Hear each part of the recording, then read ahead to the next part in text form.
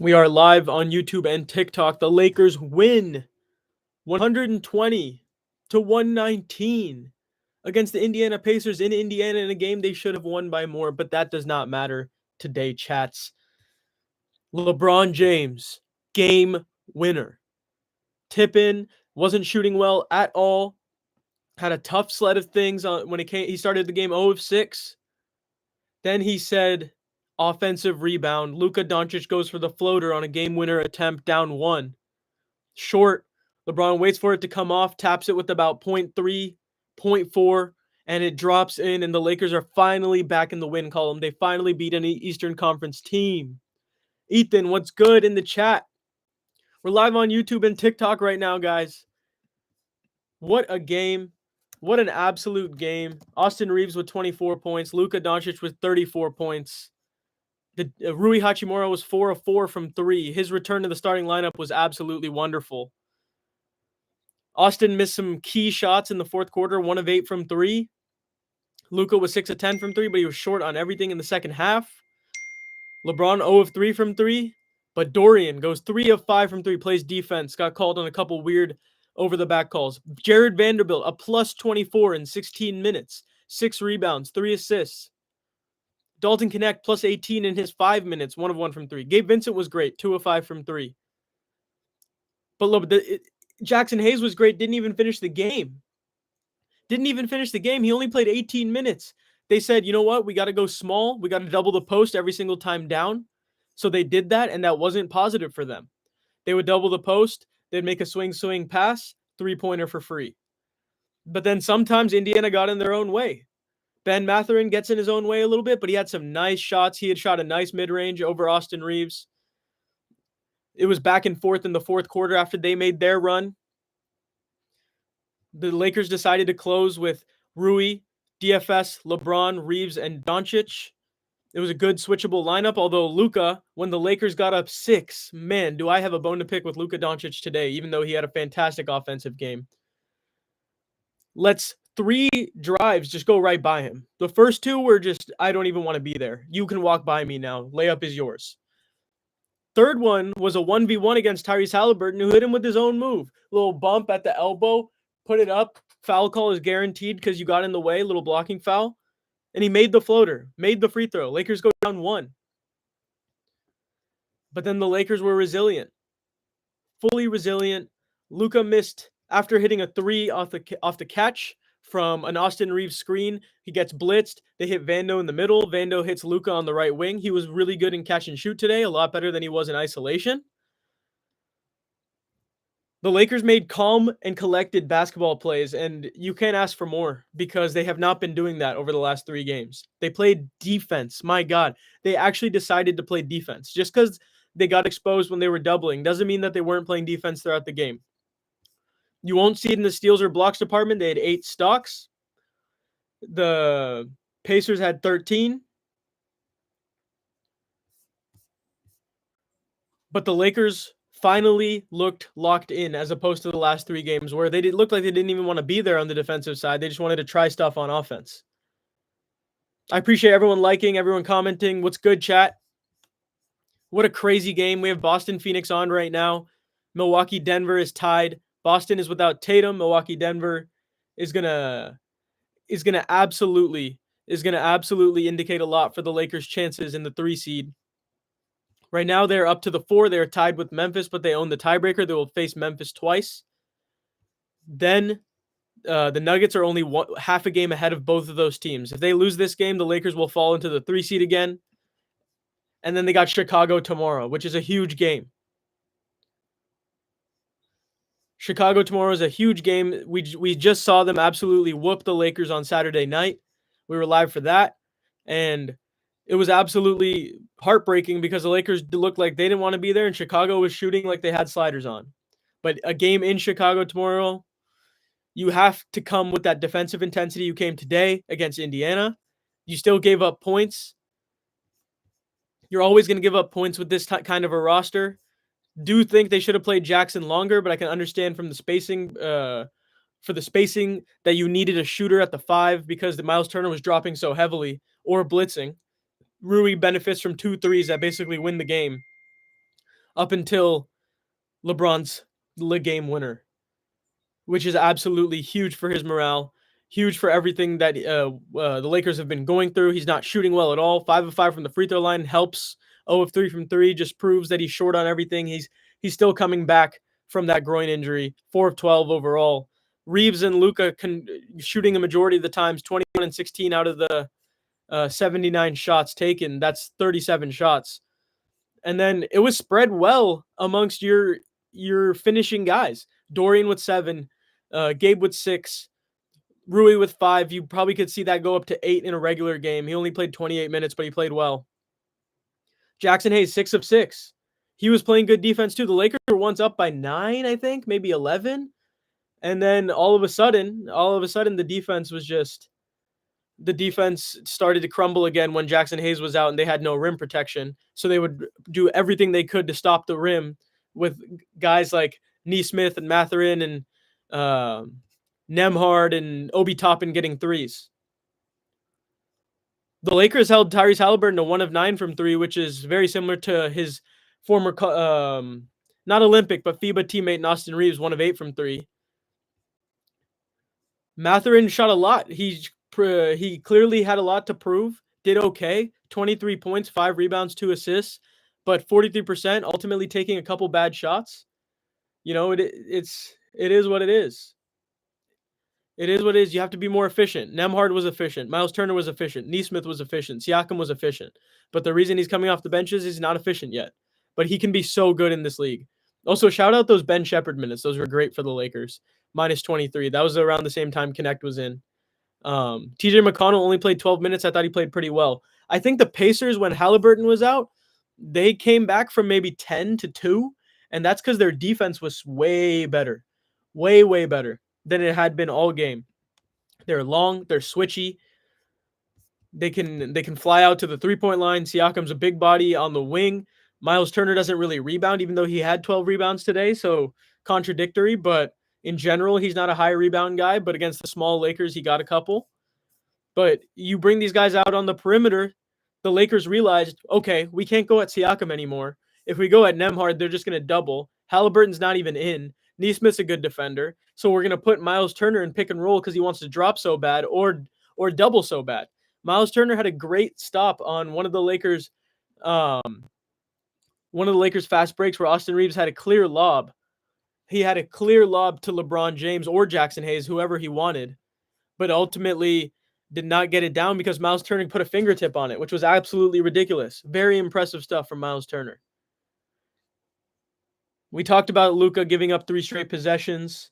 This is the LeBron game winner that you guys are seeing on TikTok right now. That's the screenshot. Stephen A today was hilarious. I think we got to talk about that just a little bit for like 30 seconds. Stephen A said he would have swung on him if LeBron decided to slap him or something, which is a crazy hypothetical because why would LeBron do that? That's just a misjudgment of his character. But yeah, Tubba says Steven would have got rocked. That is 100% true because that is not a fair fight. Then he came out and tweeted during the game when it was a close game, I think hoping the Lakers would lose. Ultimately, they do not. They came out on top thanks to LeBron James, thanks to the Jarris Walker lack of a box out. Can we boycott Sass? He's been whack.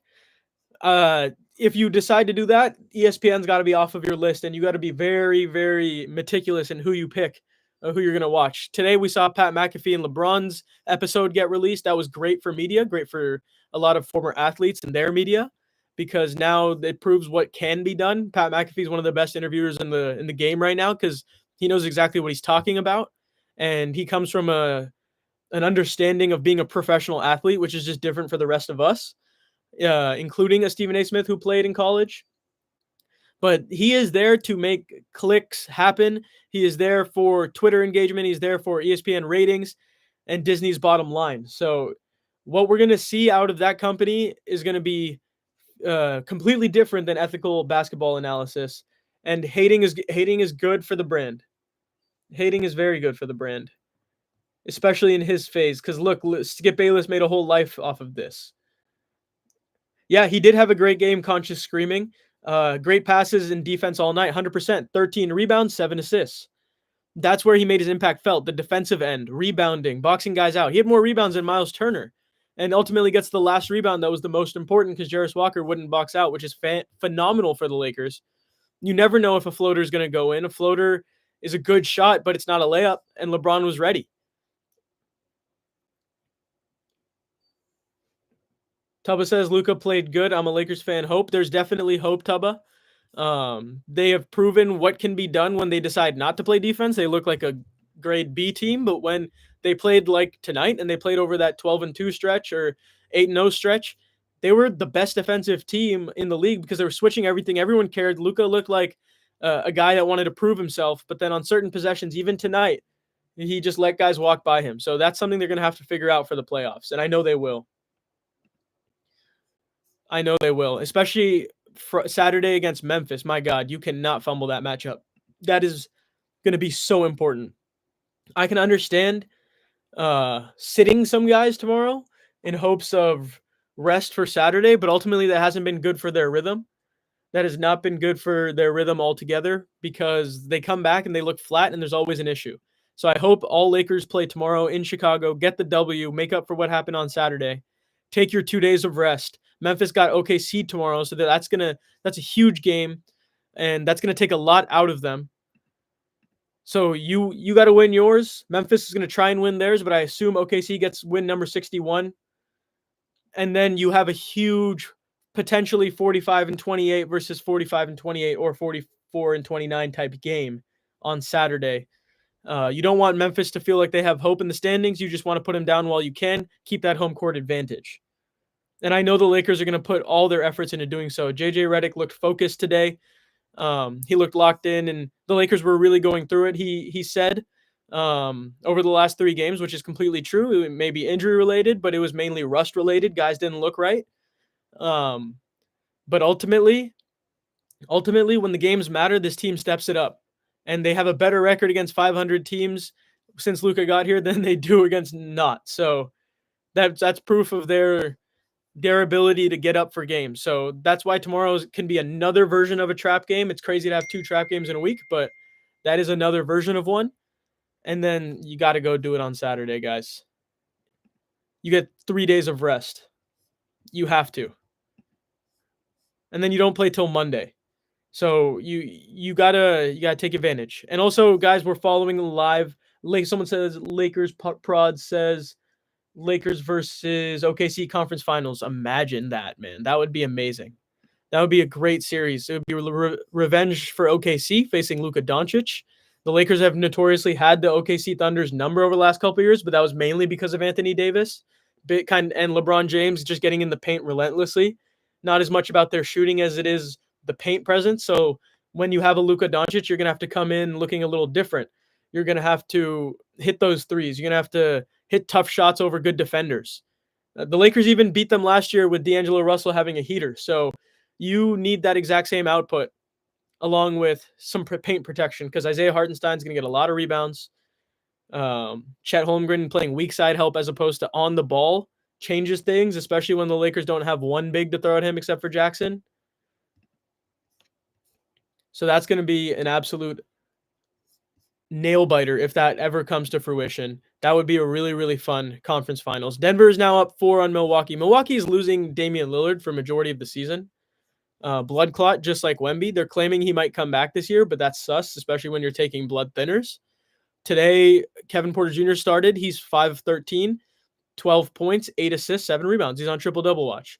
And Ryan Rollins, his backup, 6 points, 2 steals, which is very important, 2 assists, 1 rebound. So the point guard position is getting decent production. Gary Trent, 4 of 13 after absolutely lighting up the Lakers the other day. Taurean Prince, former Lakers, 6 of 6 from the field against the Denver Nuggets and 3 of 3 from 3.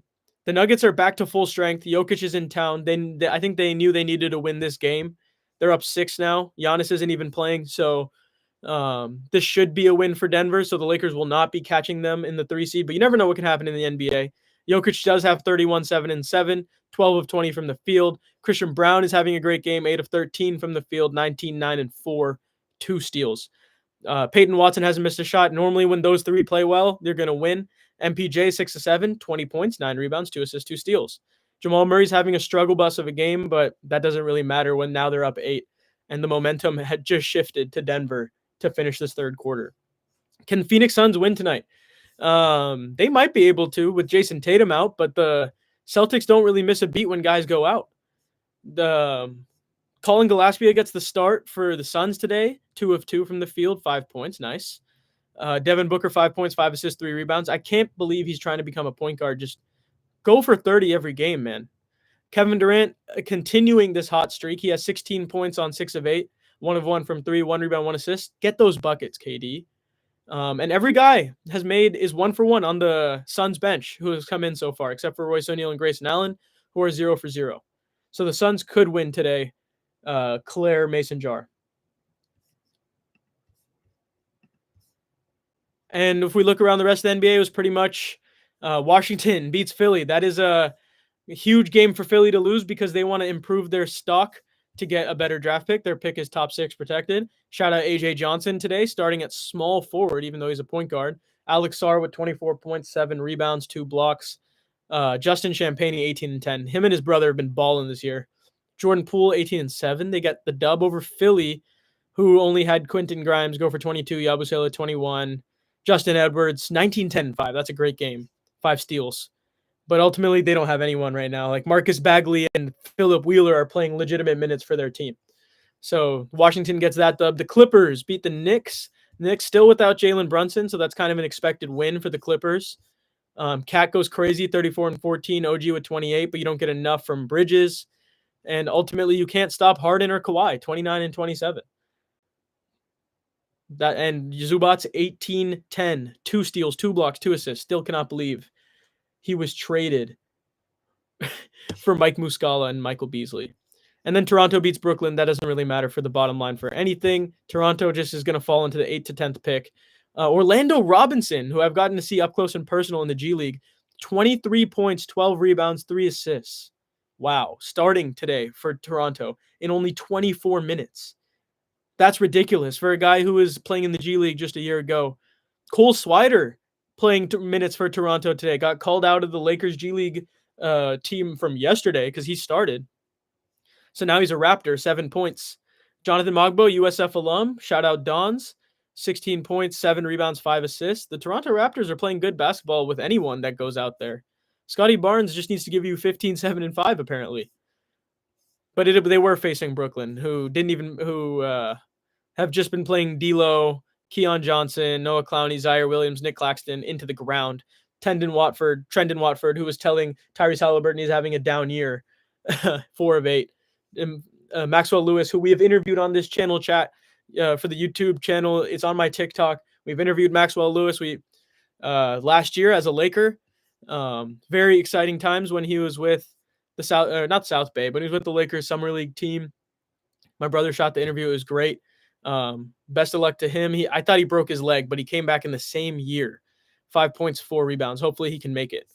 Well, that's the NBA, but let's review a couple more things before it's going to be a short live today, but let's review a couple more things about today's game for the Lakers game. Luka Doncic, we have to address his habits because he is certain habits away from becoming the best player on the championship team. If he wants to do that, he needs to get stops when it matters most. It doesn't yes, those stops that he got in the first half and in the third quarter, those were huge. But if you want to be finals MVP, if you want to be the guy, if you want to be, if you want to get over that hump and beat Boston or Cleveland, whoever you have to face, OKC, whatever it takes, you need to get stops no matter what the score is with 2 minutes left. Because teams can do anything on the basketball court these days. Almost everyone can shoot from 3. You can't just let guys drive right by you because you're tired, because you ran down a couple times. I know Luka has lost 20 pounds. He's clearly in shape physically. It's just about cardio shape at this point. Are you willing to take those extra breaths and extra blows at the end of a game in order to guarantee winning it, as opposed to letting it come down to the final moments? Because The reason the Lakers went down is because they were up 6 and Luka just let guys go right by him, and that's not acceptable. That's not championship behavior out of Luka Doncic, who plays championship ball on the other side all the time. And obviously, there was a big Luka Doncic stan, LeBron stan argument on Twitter a couple days ago. None of that matters. What really matters is those two continuing to be in sync, like they were in the Denver game when they were both healthy. Austin Reeves continues to be in sync. I think he needs to hit his shots in the fourth quarter a little more often too, because when you have Luka, LeBron, and Austin, those three being any of them being left open needs to be scary for the other team. It needs to be, oh my God, we fucked up our defensive strategy. We have Austin Reeves playing 4-on-3. We have LeBron James playing 4-on-3 from the high post. That's ridiculous. How did we let this happen? That's a guaranteed bucket every time. And when all these guys came back, it has not been a guaranteed bucket. And there's been poor execution from the jump shooting with those three in the clutch. But ultimately, LeBron said, I'm going to be in the right position, impact the game any way I know how. That's how young kids who not can't shoot, but young kids that aren't shooting well have to realize that, hey, how do I impact the game as much as humanly possible if I can't shoot right now? You do what LeBron James did. You wait on that floater. You wait on any shot that would have gone up from Luka because he hit it. He passed it to Luka on purpose. Lakers did not call a timeout with 10 seconds to go. Most of the time, a coach will not call a timeout. Let the players figure it out. That's a rhythm moment. If you take them out of their rhythm, you let the defense get set. You could get put in a tough position. Luka takes it down. Kind of had LeBron earlier. Hits LeBron in the corner. LeBron hits him back on the left wing. He blows up his defender. Drives by him. Short floater. Jarris Walker's not boxing LeBron on the right side, and I think Reeves is boxing someone out on the left side. Misses the floater short. LeBron's just in the perfect position. He says, you know what? No matter what happens, I'm going to rebound. No matter what happens, I'm going to try and get this up. And if he makes it, he makes it. That's a game winner for Luka. But if he doesn't, it's a game winner for me. And this is LeBron's 8th buzzer beater as a professional in the NBA. I think his first actually at the buzzer with the Lakers, which is crazy because he's been with us for 7 years now, since 2019. Summer. What a crazy day. What a crazy tweet that was. Breaking LeBron James to sign with the Los Angeles Lakers. Lakers have now seen Anthony Davis roll through. Draft picks like Brandon Ingram, Julius Randle, Jordan Clarkson, Ivica Zubac, Lonzo Ball, Kyle Kuzma, Taylor Horton-Tucker, Alex Caruso, now Austin Reeves, and then now Anthony Davis, and now they have Luka Doncic. They have Luka Doncic, Austin Reeves, and LeBron James running things. Definitely the best trio in the NBA offensively. A lot of concerns defensively for Luka Doncic, but I think with the guidance of LeBron James, JJ Redick, and this staff, he can get better, but he needs to get better ASAP. We need to see last 2-minute defense when the going gets tough, when the body is saying no. Your mind takes over and you say, I'm going to lock up for this 30-second stretch or 24-second stretch even, not even 30. Because then once this game's over, I can rest. He was sitting on the chair at half court, dead after the game, and I understand that. I'm not saying like I'm in LeBron James shape or anything, or everyone in the league is, but you're Luka Doncic. You know, you're expected to be great. Kobe comparisons. You know, lots of things. EuroLeague MVP at 18, could be a Finals MVP if he wants it. Could be an NBA MVP if he wants it. It's just a matter of wanting it at this point, and we need to see a motivated Luka Doncic. An aggressive Luka Doncic on the defensive end. Because when he was aggressive today on defense, the Lakers looked great. He got stops. He was part of good team defense principles. He had a block today, which is pretty shocking. And if you just see one more steal or one more altered pass or beating your guy to the spot because there's no other option, I'm happy. And I think all Lakers fans are happy. I think the Lakers are happy, and I think you're winning games by more, but you can't be too upset because you got to get any win that you can right now. The Lakers beat the Indiana Pacers 120-119, chat. Quick live today, 24 minutes for Kobe. Shout out LeBron. Shout out LeGameWinner. Let's go.